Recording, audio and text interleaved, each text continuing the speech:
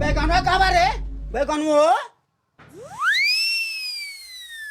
देखे सरवा के मुरी गारल जैसे एकरे काम ना चिना तानी ए सरवा बाहर निकल।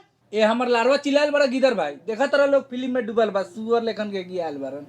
ए इस सरवा दिन भर गाड़ जात के टीवी देखता हमर कमात गाड़ फाट गेल हम चिल्लाई ना। ए तो हमरा घरे चिल्लाइबा लइका के ले जा बुला के अपना घरे सुगर लेके चिल्लाई जा। ओ ढीरुजा चिल्ला दो तो फपैले जगह फेंकना था बाहर। साला के एकलौता लइका बने तो ये दिन भर गधा लेके खटावेला।